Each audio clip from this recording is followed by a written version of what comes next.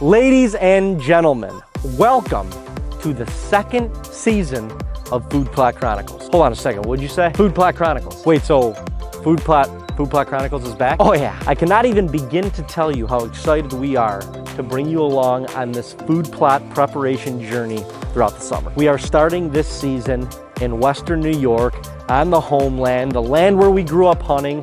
Right behind me is Camp Cutlet, and we have got food plots going in everywhere. Preparation for the food plots has to be done to perfection. We never grew up on a farm. We don't claim to be expert farmers, but we have learned a thing or two over the last probably 5 to 6 years in our food plot preparation planting journey. So I won't say you gotta listen. I won't say you gotta take notes, but if you can skip a step or two of the trial and error that we've learned over the years, maybe this will help you out. But enough of me talking. Let's get out there. Just sprayed this first field here. So we use a rototiller to plant our food plots, and you have to spray. You know, if you're plowing, it's a little bit different. You can plow over and disc. We don't love to spray, but you got to do it here in a couple of these food plots, and the key is to hit it as early as you possibly can. We could have even gone a little bit earlier here, but you got to get it before it gets real thick and real just heavy, dense weeds, because even when it dies off after that, you'd really either have to burn it or plow it, because tilling it, everything gets caught up, tangled in the tiller, and it's way less effective. Then you spend a lot of time trying to pull all the weeds out of the tiller, and it just becomes a mess. So this stuff's real short in here. I mean, there's a little bit of taller weeds in the middle of the field, but they're thin. They'll die pretty quick. Got this whole thing sprayed. Got the redneck ghillie right here, perfect spot. We actually might shift it up and down the edge of this field a little bit. So I just got done spraying, and now where you can see all this dead, which was plot screen last year, and that didn't turn out good either, I'm going to spray over top of this, and we're going to get some better screenage in here this year so that we can block this field off from the road, and we can get in and out of this ghillie without being detected.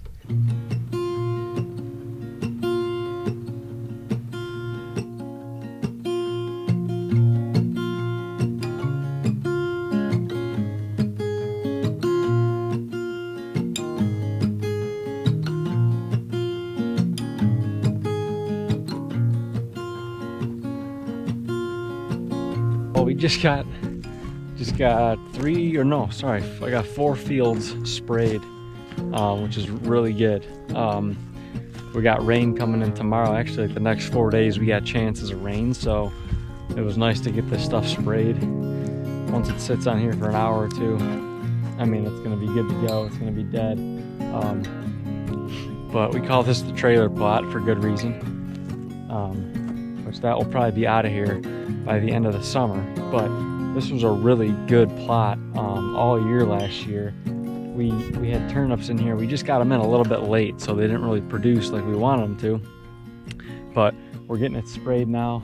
You can tell the stuff's already low, so we're getting a beat on it quick. Keep this stuff, you know, down real low. It'll be killed off so that it doesn't get real tall and bushy Bombay, so that in a few weeks when this is all dead, tilling it is going to be so easy.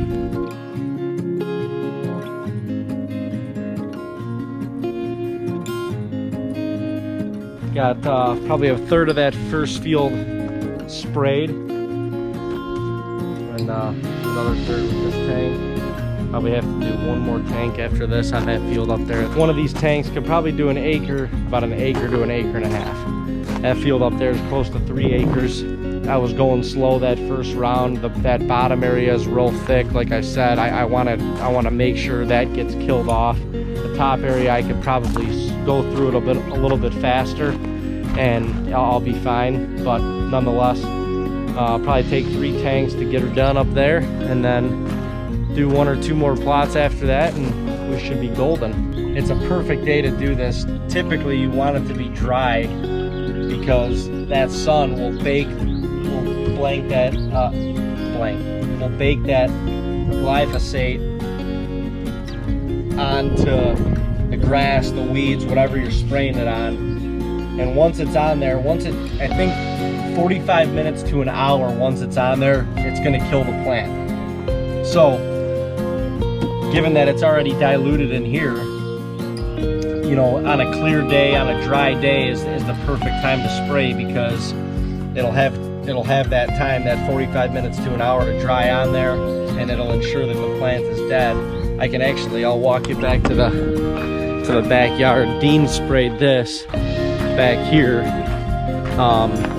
probably about 2.5 weeks ago, and you could see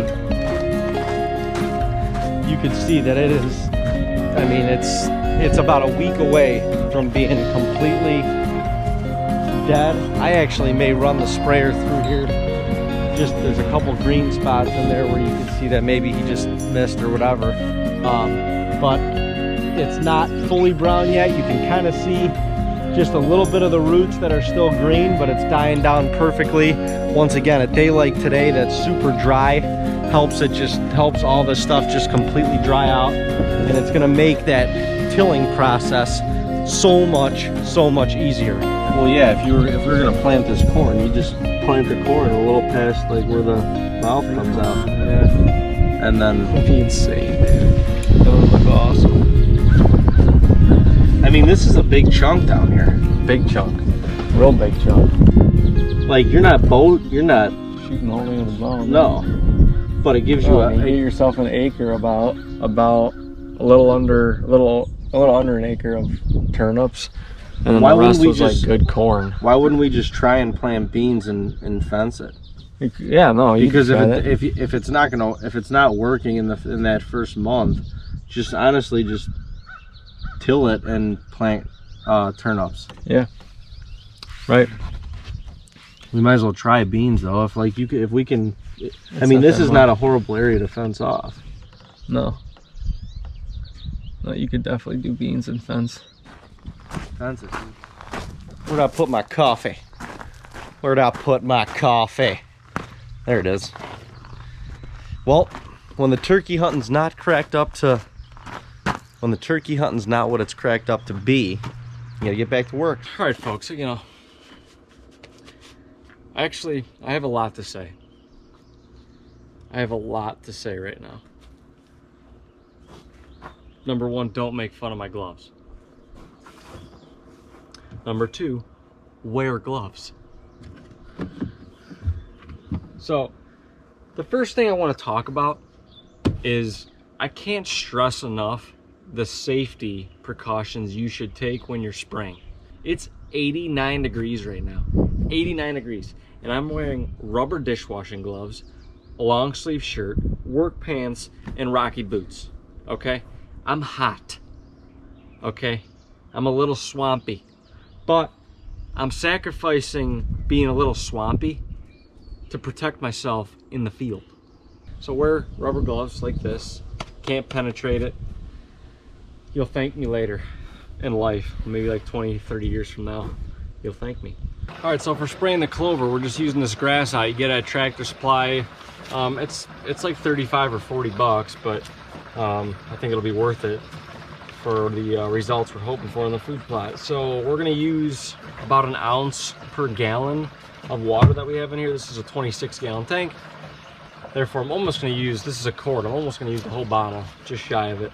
So there would be about 32 ounces in here. Gonna throw about 26 in the tank, and then we'll throw some herbicide in there, surfactant in there, just to make sure the grass out here sticks to all of our wanted leaves and grasses. There's really no, you have to do it this way, you have to do it that way. So don't let people boss you around and tell you that you have to do things this way, it's only gonna work if you do this, yada, yada, yada. Everybody has their own time schedule, their own budget, their own resources, their own equipment when it comes to planting food plots, okay?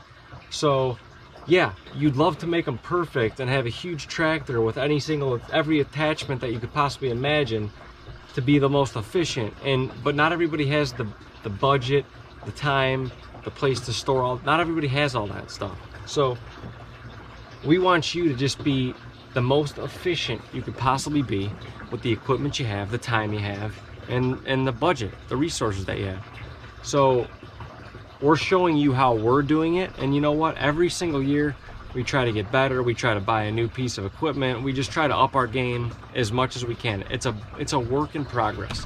So I would suggest, if you have the passion for growing food plots and managing deer like we do, just don't try to make it all happen in 1 year. It's a work in progress. If you have a property, you make things bigger, you improve your food plots, you grab a new piece of equipment every year to make you more efficient the next. Everything's a work in progress, and we're just showing you where we're at in our stage, our age of food plot creation. And right now, All right, you guys, this is the plan. This is good. This is good. So our food plot's back here, right? All back here. This is a pretty thin hedgerow. Goes down. That's right where I shot the Godfather. Little disclaimer. But this hedgerow, although it's got leaves coming up now and it blocks all this off, when it's thin, when everything is dead and all the leaves have fallen off in the fall, this is open, at least from right here. So we're gonna plot screen all this. We're gonna kill all this right here, this little triangle strip, and we're gonna plot screen it all because we're moving the redneck, the ghillie, and this is gonna be great. So we're gonna be able to sneak right up into this path because we got plot screen right there. Sneak down, sneak up, I should say, up, and we're gonna have the redneck right here. So it's got this view. Okay, you still with me? All right. These deer generally come out from the bottom of this field and they work their way up, and you can see the redneck up there right now. This dead area in here was all beans that we fenced in. This was all beans and brassicas, and it was not the best because it got, number one, it got eaten. Number two, this is the first time we turned this. Anyway, we put the redneck here, we sneak up, okay?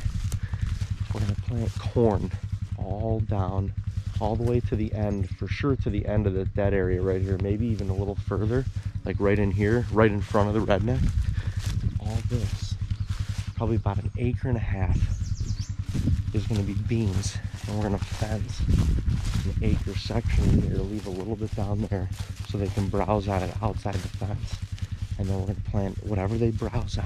We're gonna plant brassicas, turnips. So it's gonna be turnips, beans, corn, redneck right there, slip in and out.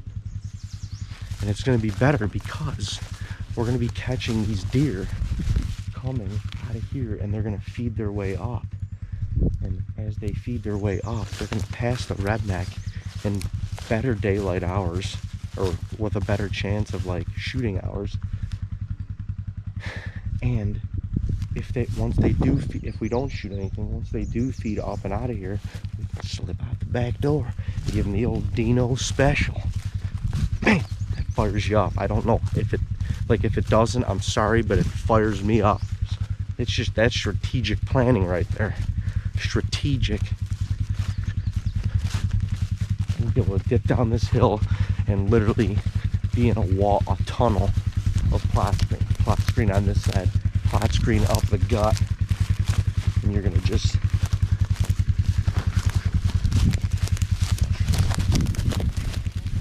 I'm not gonna walk in here too much because I just sprayed it all. I don't want to get it all over my boots and pants, but you can just see the grasses in here. They're kind of getting tall. It's been so hot the last 4 days, 80 plus degrees. The last 2 days it's been touching 90. And so this grass and these weeds just have loved this heat. They have just shot straight up in the last 4 days.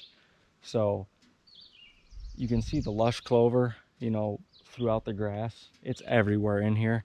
So, you know, it's almost a little too long. Like we're actually a little bit late hitting this with the grass out, but better late than never. So we'll see what happens here in the next 2 weeks. Like I said, I've never used this grass out product at Tractor Supply. So sprayed it down. Hopefully we can get this grass to die out and maybe broadcast some more clover in the next like 2 months here, right before fall. and really get this thing just packed and lush green. It's so nice for these deer. They're out here all the time, almost all day. There's deer out in this food plot, just grazing on this turnip. On this clover. So nice to have a high nutritious crop like clover. So super high in protein. Clover is super high in protein, and it's just great for the overall deer herd. And the turkeys love it too, like I said, even though we can't seem to kill one of those. But really excited to see what this plot's gonna do here in the next 2 months. Hopefully we can get even more production out of it than we're getting right now. All right, everybody. Well, since we can't kill any turkeys, I'm gonna try to kill a woodchuck. You want to get rid of these woodchucks as soon as you can, because they will destroy food plots, especially when they're small food plots. Let's see if he's still out here. If he's still out here, I'm gonna sneak around here and we'll try to shoot this thing. I think he is.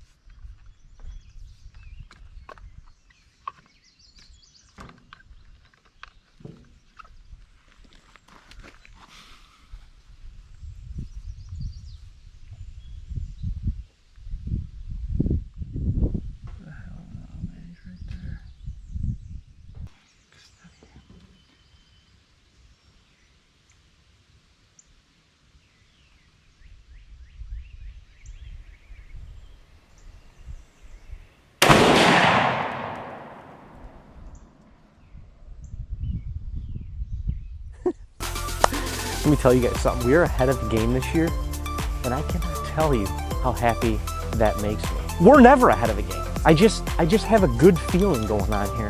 You know, I got a good feeling about this, and I'm excited because we're bringing you along with us. Look, we got the spraying done. Grass is dying. We sprayed the clover. That grass is dying. Shot a chuck. He dead. And next week, we're gonna be spreading some lime and moving some earth. I can't thank you enough for watching this first episode of Rocky's Food Plot Chronicles, and we will see y'all right here next week. Y'all make it a good one, okay? Spread some positivity in this world. It costs nothing to be kind, people. Nothing. Be the light at the end of the tunnel. I love you. I'm not gonna lie. I love you. We're all in this together. See you next week, everyone. It's a wrap.